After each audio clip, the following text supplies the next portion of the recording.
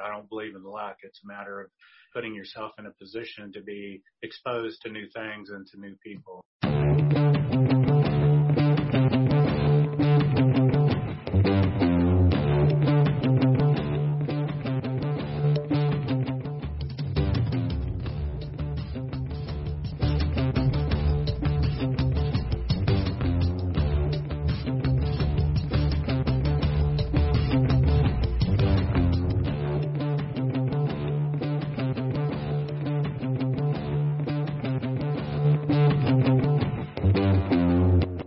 Guys, today I am bringing you a really close friend of mine. Jim Gardner and I have been friends for a number of years. The guy's been a mentor to me on a couple of occasions where I've reached out to give some support and help. I'm just really excited for you guys to hear his journey, hear his story, and the adventures he's been on in his life, and some of the things that he's really doing to not only give back to the general public, but the things he's doing with veterans and some of the things he's going through with them. So, Jim, welcome to the show, brother. Please enlighten us with your story, your journey. How the hell are you? I'm doing well, thanks. I appreciate the opportunity. It's always great to catch up with you, Donnie, and just the opportunity to share and hopefully pour into other folks. Absolutely. So walk us through the story of Jim Gardner. I mean, I know it, but tell people your adventures of life so far. Oh, my gosh. Well, there have been lots of years, so we'll take the highlight version. Right. I had a bit of a challenging adolescence. I grew up in a little place called Wichita, Kansas, which is about 350 miles up the road from the Dallas area here where you and I are. Right. And it was back in the late 60s, early 70s that I went through my teen years, and there were some real challenges at home. Spent a lot of time on the streets doing things that I shouldn't have been doing that were just blatantly illegal and dangerous as well.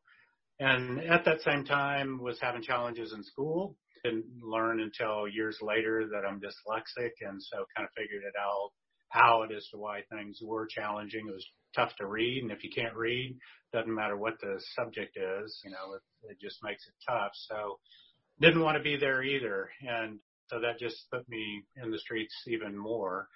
And what I also learned years later was that was really my first opportunity to learn about leadership, but it was from a survival perspective. And being placed in situations where it was literally life or death oftentimes, and learning very quickly what happened when people reacted as opposed to responding to, an instantaneous situation. And those who reacted, things didn't turn out very well. Oftentimes they were even lethal. And so saw friends go down. But what I took away from that was that I tried to listen to what people were saying, what they weren't saying. And so, when I was in some of those challenging situations, to really try and understand what the other person was truly looking for. And it really was not what they were saying, it's what they weren't saying, where their pain was oftentimes. So bounced around, made it to my senior year in high school, barely, and had a teacher that was my U.S. government teacher. And I was walking out of class one day about halfway through the year, and he called me back to his podium. And he was one of these guys, we've all had him, where he was kind of a hard ass, but all the kids kind of gravitated towards him. So I went back up to his podium, and he said, look, I've heard the stories from the streets, and I've observed you when you have been here. So, you're kind of at a crossroads, and you're probably going to die soon, or you could possibly change the world. And he asked me if I thought about going to college. I literally just laughed, and I said, I don't have the grades, and, school's a challenge to begin with, so more schooling is the last thing in the world I want. But he was persistent for some reason, and I didn't learn until literally 30 years later that he and his wife never had kids, but for some reason he, picked me, and he was persistent. I ended up graduating with my class and actually did start college that following September. So that was the real turning point in my life. Why do you think he picked you? I really don't know, other than possibly he saw how I had survived, and he saw how I truly built relationships not only with, my peers, but also with teachers. When I was a sophomore, I was called into the office, I don't know, sometime in the spring. And they said, you're failing every class, but by the way, from our records, you're the most truant kid in a public school in this state. So what are you going to do to fix that?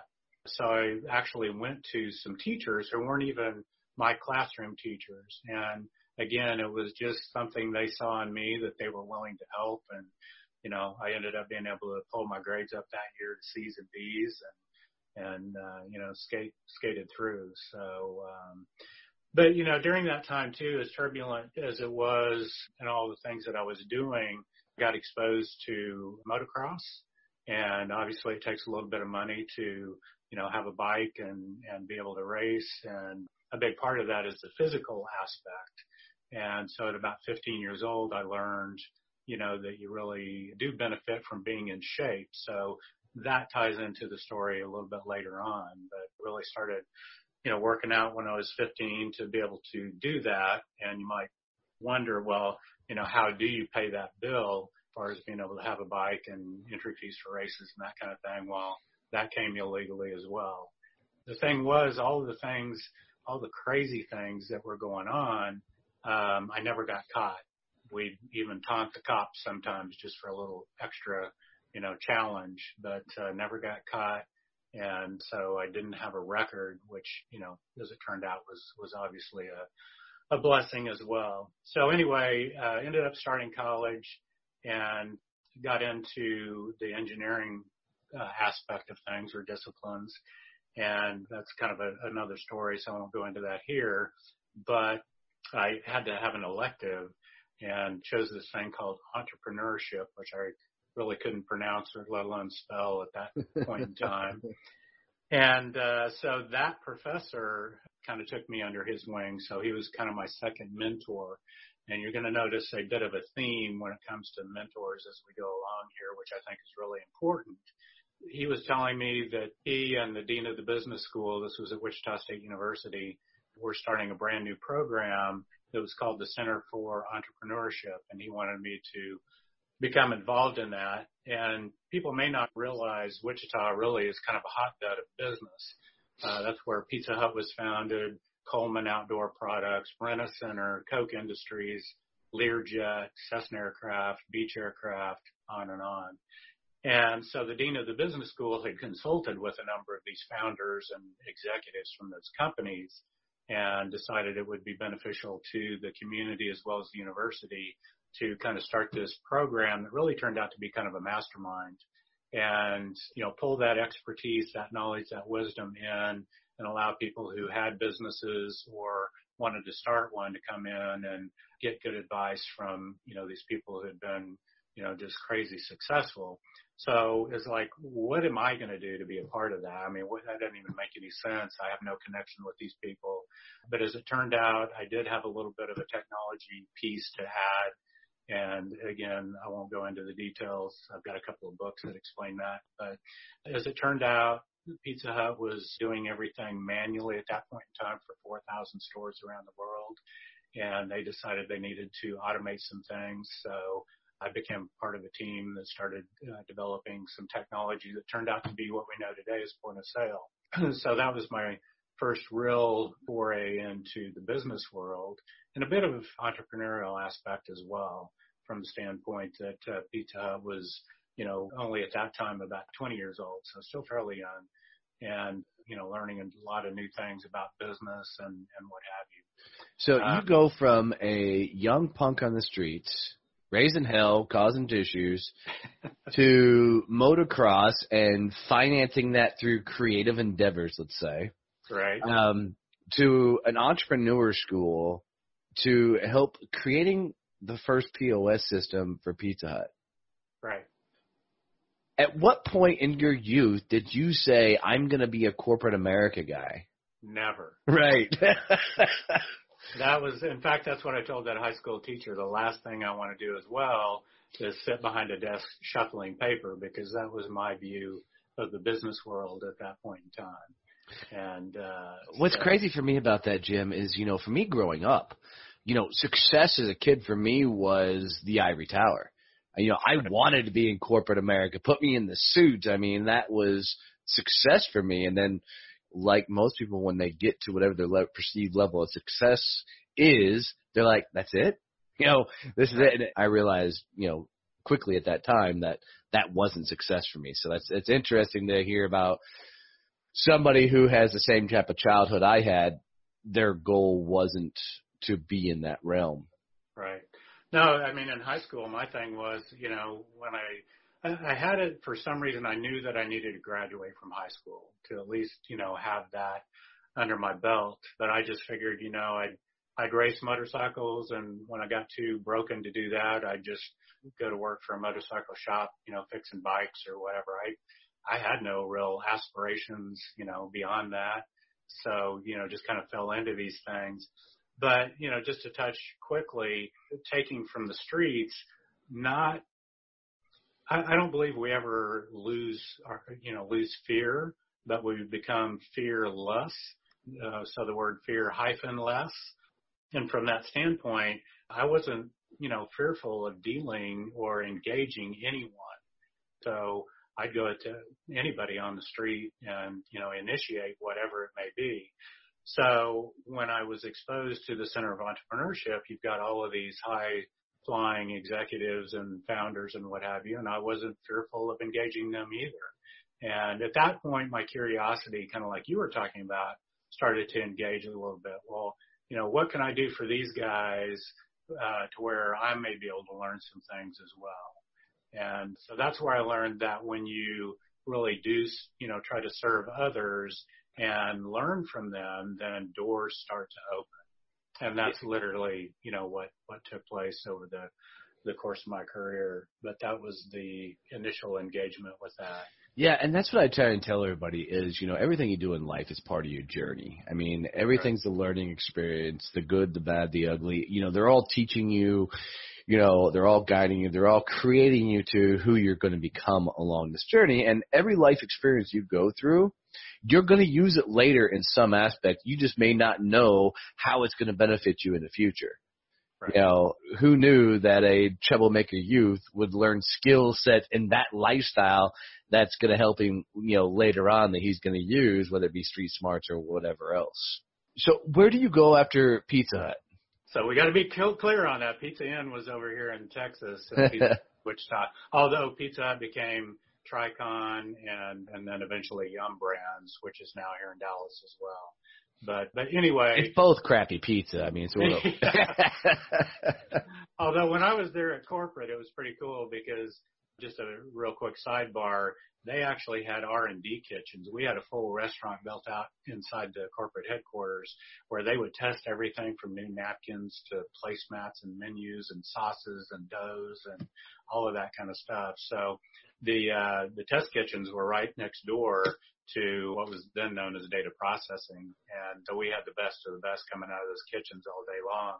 And so as a young single guy at the time, it was pretty good food and it was free, and that made it even better. Yeah, thank God your metabolism was high, Right. Yeah, exactly. Well, so I was there for a couple of years, and then my professor, my entrepreneurship professor, had some furniture stores, and they actually manufactured furniture in Colorado, had distribution centers kind of in the Midwest and retail stores.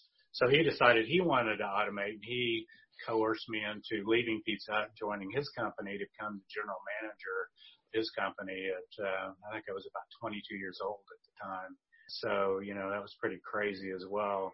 But I did a lot of traveling when I was with Pizza Hut, was on the road most of the time, doing a lot of testing and working with manufacturers and software companies trying to, put this technology together. And doing that, realized, I wanted to get away from my hometown and kind of expand the world a little bit.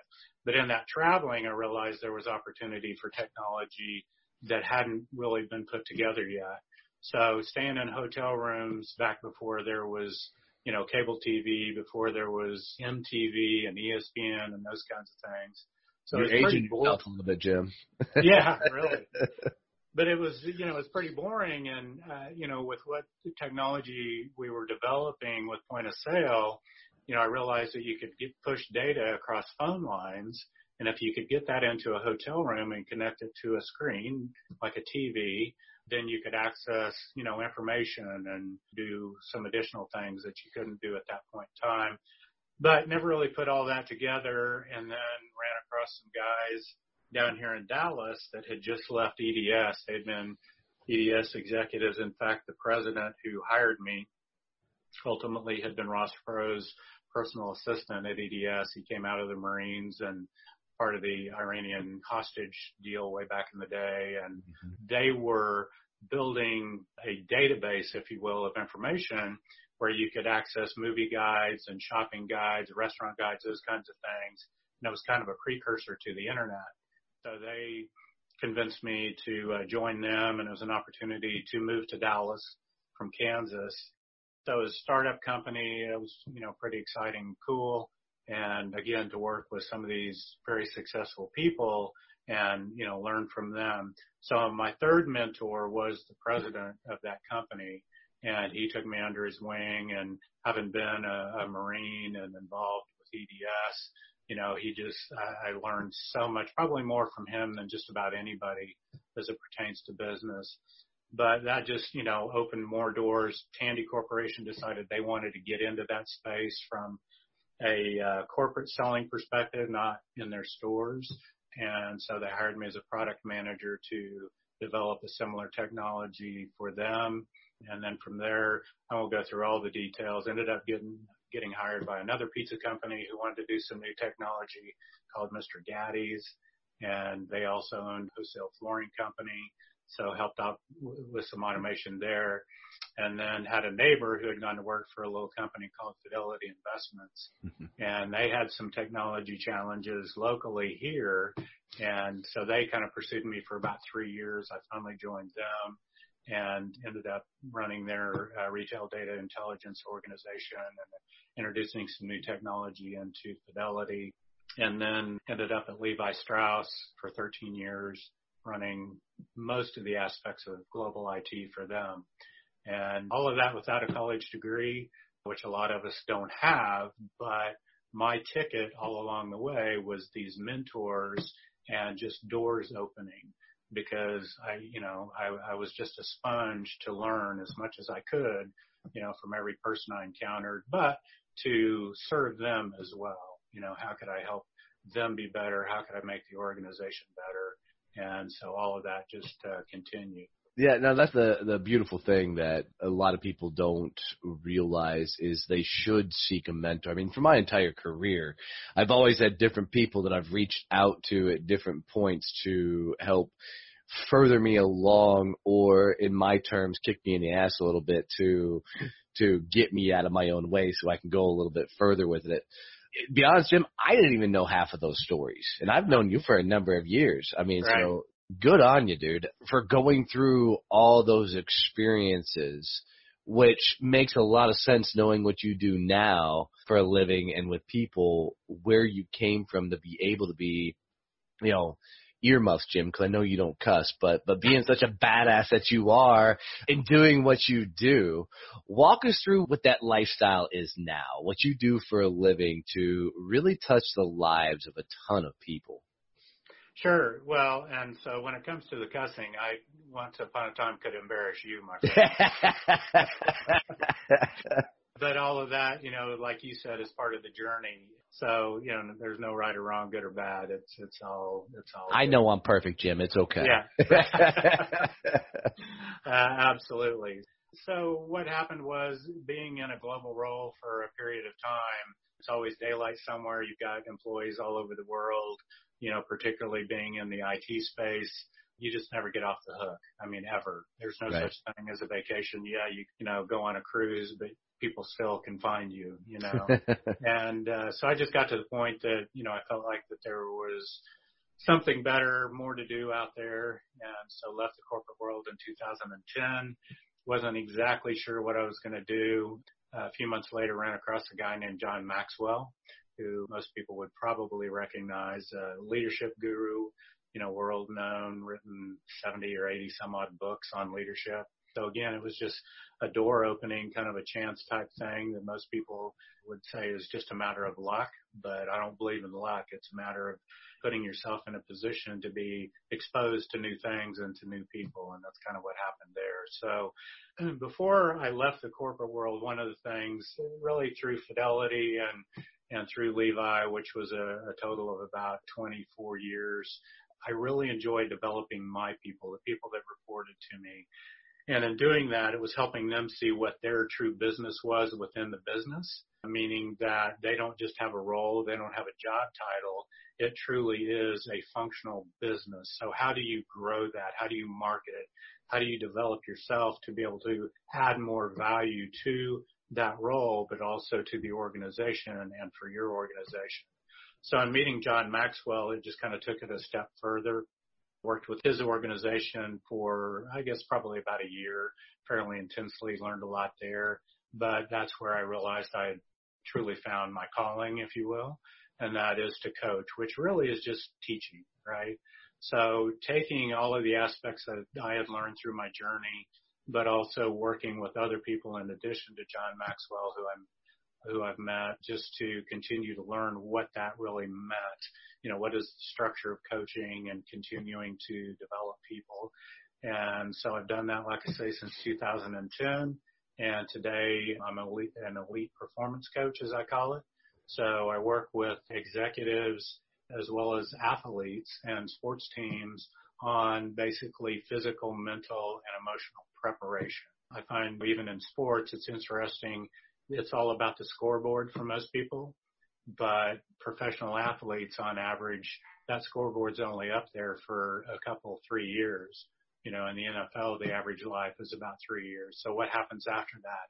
What are you doing to prepare yourself to be available for life after that? Most of them don't think about it. And so it's really, you know, you may be a physical specimen like no other as a football player or a basketball player or even a golfer, but are you physically prepared to take on the world, so to speak?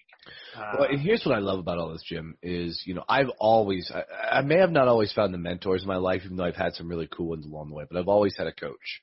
It was somebody that I always went to for advice, this, that, and the other, and some of the greatest values and lessons I've learned came from, you know, my coaches always tend to be the stronger personality guys that would literally tell me to pull my head out of my ass because that's how you get through to me. But I would tell you, one of the greatest lessons I learned about being a coach came from you.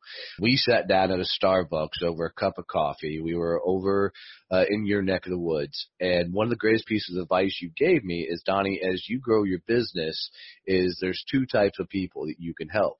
Those that you want to help and then those that can pay you. And you're like, pick a path. And that was tremendous advice for me as I was getting ready to jump out. And, you know, even at the time, I think when you and I were talking, I was just entertaining the idea that I was going to go out on my own. And I think it was about a year later before I did that. You know, but it was such valuable advice because there's so many people lives that you just want to touch, but you can't grow a business by helping those people. So the trick is to be selfish as hell and help the people that can pay you so you can go back and help the other people that you want to help, you know, right. Which was just a great piece of advice. I love that your journey is taking you through so many wicked transformations and learning experiences that has set you up to be able to do what you do, because to work with the athletes, the executives, it takes a certain bit of finesse. And I love that you and I are on two different ends of the spectrum with my high energy vibe, and you are such a laid back dude in every situation. I don't think I've ever seen you completely jazzed up like I can get. But I think it takes that finesse when you're dealing with the high caliber egos and whatnot that you're dealing with, and these sports guys and this, that, and the other. But what are you working with these guys on? I mean, I know a lot of it is the life after sports, you know, maybe the life after an executive career. What processes are you taking them through to help them get prepared for that next step in their journey? Well, it's mostly helping them see that they're not as tough as they think they are, and they know it. And, yes, we do. And so, you know, my demeanor is learned because, again, back when I was on the streets, I mean, in my mom's house, I tell people you could see more studs than you could sheetrock. And the biggest part of that came from the anger and frustration that I had at the time. So I've been a violent person. I know what that means, but, I've been able to learn over the years what's more effective for me, but also for, the people I love and care about, for the people that I am trying to help. And so now it's really kind of a natural thing for me, but it is kind of my demeanor. And somebody comes in and they're all amped up. I was working, today with a guy, the NFL player, and he was, just all excited and just pissed, right? And so I just sit there and listen. And one of the things that I tell people is I'm always the last to speak. You spill out whatever you got, however you want to spill it out. And you can't offend me, you can't upset me, because I'm in control of that. And once they start to see that that's authentic, that it's consistent, that it's genuine, then it starts to open the door, and I start to show them, that they are that way, that they're capable to do that as well. And that by being authentic and understanding and accepting that they are emotional beings, that they can be vulnerable as well. And we get into story. So I share a little bit of my story, and they start to relate to some of the things in their life. It's not, certainly exactly the same, but they've got things that they can identify with and relate to. And so they start to open up a little bit. And then we do some things that are, just crazy extreme. I can take a NBA player, for example, and put them under a high pressure hose and soak them down and have them do 100 push-ups. And then while at the same time put them on a practice putting green and make them make 24 putts from 24 different positions without missing one. And if they miss one, they've got to go back and start over. You've been in the Marines and you know what it's like to, they break you down and then build you back up. So again, kind of that facade of where they are that type A and think they're invincible, showing them that they're not, but that it's okay. Right. And then, from that standpoint, coming back around and, okay, so let's identify in your life really what is important. What is your why? What is your purpose? What is the legacy that you truly want to build and leave behind? And it's not about money.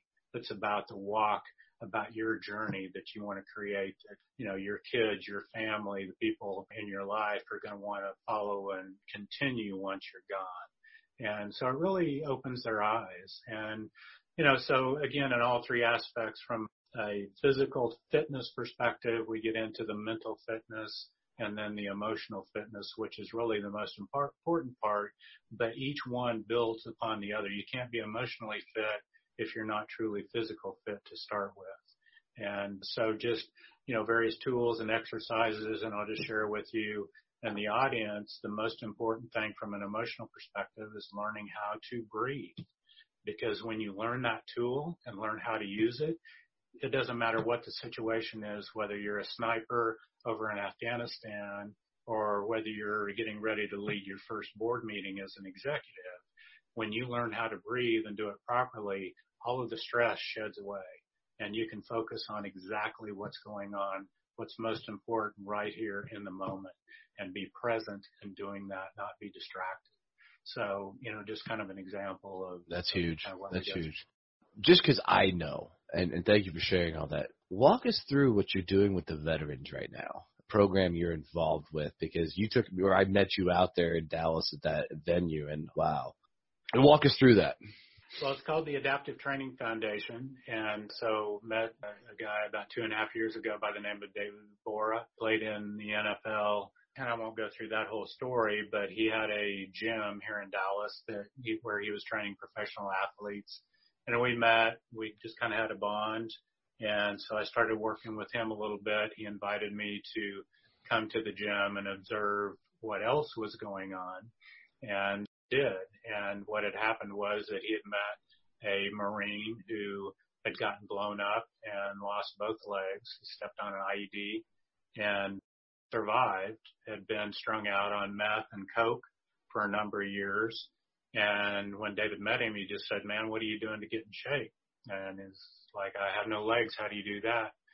And David said, show up at my gym tomorrow and we'll figure it out. And David has a degree in psychology as well as just, all the discipline from being in the league and so on. So Brian, his name's Brian Aff, showed up the next day and they started working on it and, consulting their facilities and that type of thing for adaptive training. So adaptive means where people have lost limbs or for whatever reason have experienced physical challenges, mobility challenges, and basically showing them what they're capable of doing that they didn't think that they could do or they were afraid to do, or doctors may have told them it was impossible to do. And we show them what they're truly capable of. And it's a 9-week program. Once they start to see what they actually can do, it totally changes their mental outlook on things. But most people, and we do take civilians now as well, who have had anything from Parkinson's to spinal cord injury from car accidents, those kinds of things. But most people have had some element of post-traumatic stress, even in a car accident. So we work with the Center of Brain Health in Dallas from a PTS perspective. And there are all kinds of other therapies as far as equine therapy. Being on horseback is an amazing thing for these people. But since you were there, Donnie, we now have moved into our permanent facility in Carrollton and gone from the 3,000 feet that you saw to 18,000. Oh, wow. I tell you, I'm going to get goosebumps because the day I was there, I saw that guy walk for the first time. And that was his first time he had taken physical steps.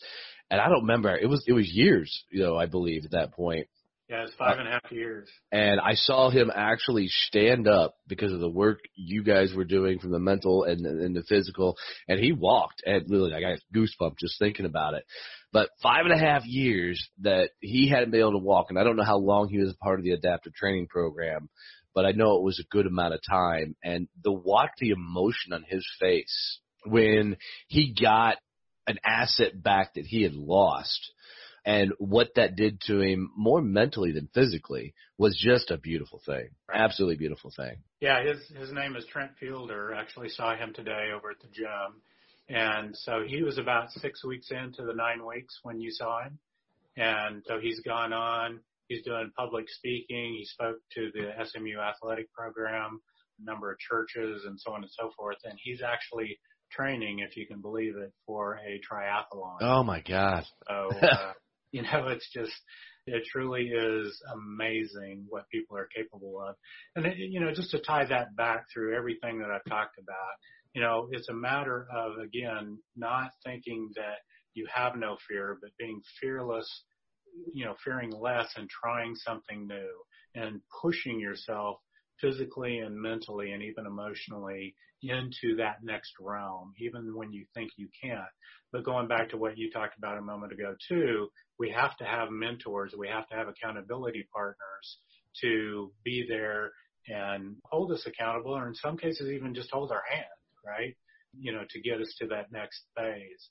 But once we've done that, then we realize we're capable of taking additional steps.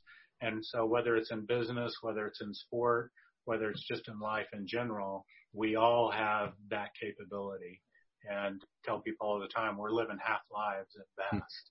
We've got so much more. And why leave anything on the table? Hell yeah. And that's the absolute truth. I really wish in my world, my phraseology, if you will, and earmuffs once again, Jim, I just wish more people would unleash their inner badass. I really truly think that everybody has this badass mentality to them. And I just wish they would let go and just go for it, because there's so much more potential in everybody. But fears or whatever hold people back, man. Jim, I got to tell you, brother, I was so looking forward to this. I'm so glad to learn so much more about your story than I even knew.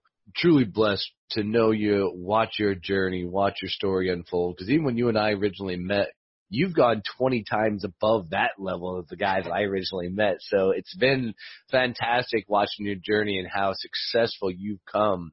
And to really now to understand the backstory of going from that punk-ass kid to what you're doing now, it's just phenomenal. I'm so glad you're touching so many lives doing this. Well, thank you, Donnie. And I, not to be cliche at all, but genuine, I appreciate what you're doing, because you're doing the same thing. And, just opening up people's minds and perspectives on, what is possible by having people on your show here. And that's, I think what we're all here for, is just to expose people to the opportunities of engaging other people and learning. And here's how I always hang everybody up at the end of my shows. All right. And just forewarning. If you could leave my audience with one phrase, one thought process that they could take with them on their journey as they get stacked up against it, maybe something they can put in their tool belt, that they could just take with them to inspire them, use as they go on their journey, what would that phrase or thought be? Well, it's really one of my taglines, and that is outdo yourself daily to become uncontainable. Oh, I love that. So that doesn't mean be uncontrollable, but what is it that I'm doing, again, and what it is that I work with people on, what is it that I'm doing today physically, mentally, and emotionally to be prepared to do just that much more tomorrow? And it's not for me, but it's, building the capability and capacity to help people just that much more. Because if I'm not pouring in myself and continuing to try and make myself better, then I reach a cap as far as how much I can actually contribute to others. So, just look at yourself, look at your life, what it is you're doing, and what is that legacy, like I said earlier, that you want to leave behind, that other people are compelled to follow in your footsteps or to be alongside of you, so that when you're no longer here, that does continue. And so that does take daily attention and daily growth, and to get to the point where you truly are uncontainable. There is nothing that can stop you. That's huge. Jim, thanks so much for being on the show, brother. I really appreciate you. I really enjoy your message. Keep being you, man. Thank you, Donnie. Appreciate it. We'll talk soon. All right.